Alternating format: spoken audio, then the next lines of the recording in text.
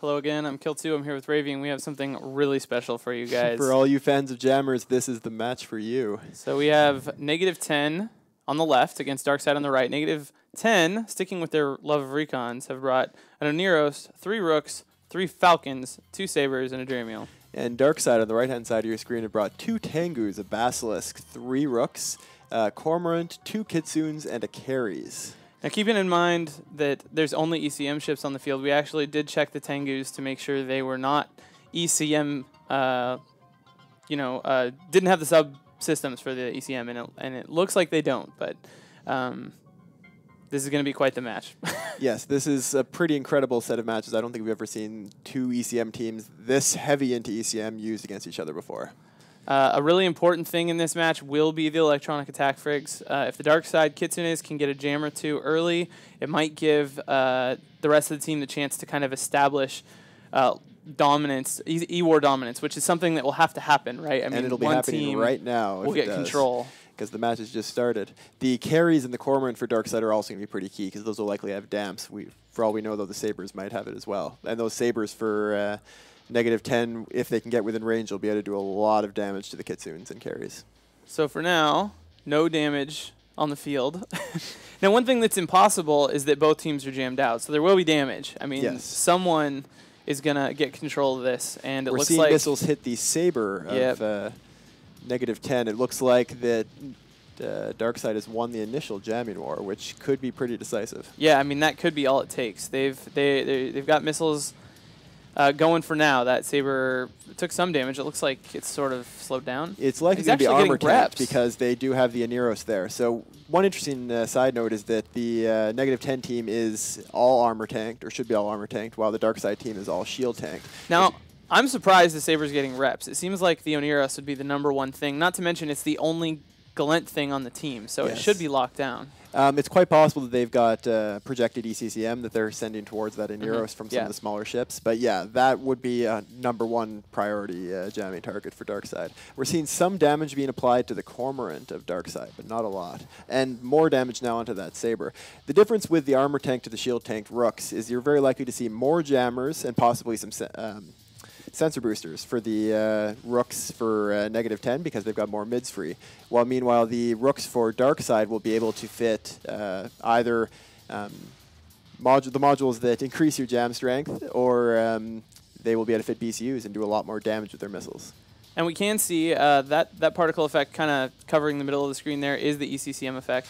So teams aware that they might be up against jamming. I have to say, this isn't how I've expected this match to go. There's actually damage on both sides, and you would think, even though, because this is all dice rolling, like you said, it could switch at some point. But, well, there's the first kill of the match. We did lose that Saber. But you would think that one team would kind of get control and it would stay there. Yes, and it does look like there's very little damage coming into the DarkSide team. So it looks like DarkSide has won that initial jamming war, though how they have managed to keep the Oneros for -10 unjammed is a real mystery.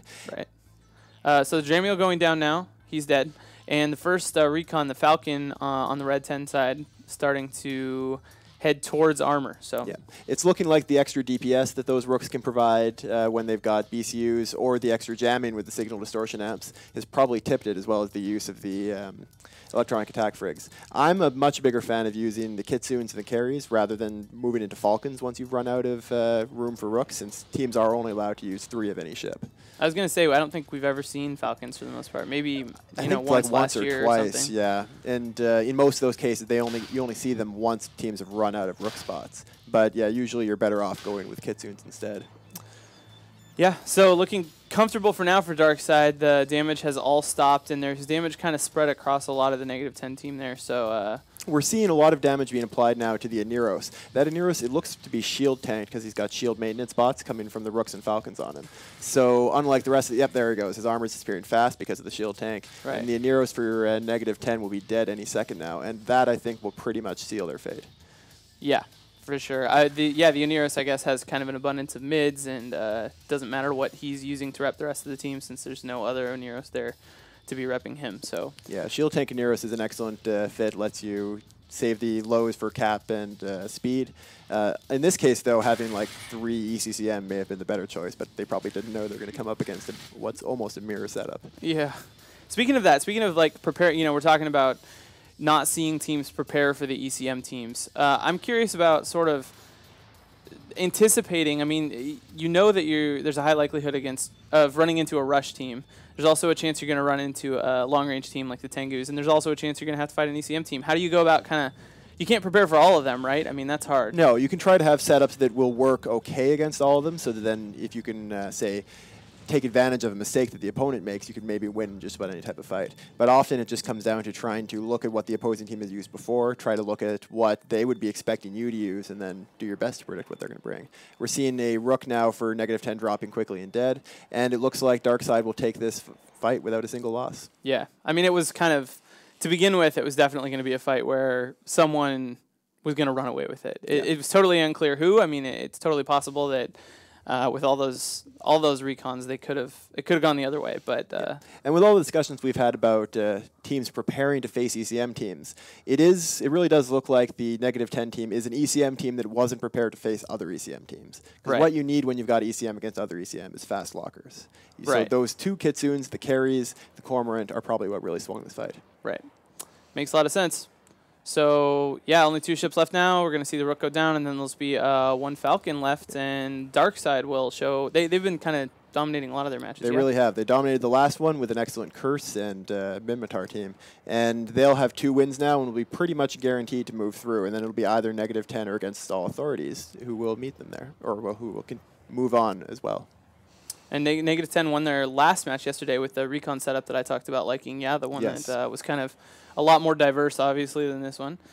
So they'll have to work hard. -10 will next weekend in their first match to try to lock up that spot. And they'll be facing, I believe, Raiden. So that'll be a very interesting fight. Yeah, that'll be a good match. One of the better matches. So we are about to lose this last Rook, and that'll seal it. DarkSide locking up their spot next weekend in the finals and showing that they're definitely a team to keep in mind. We'll go back to the studio, guys.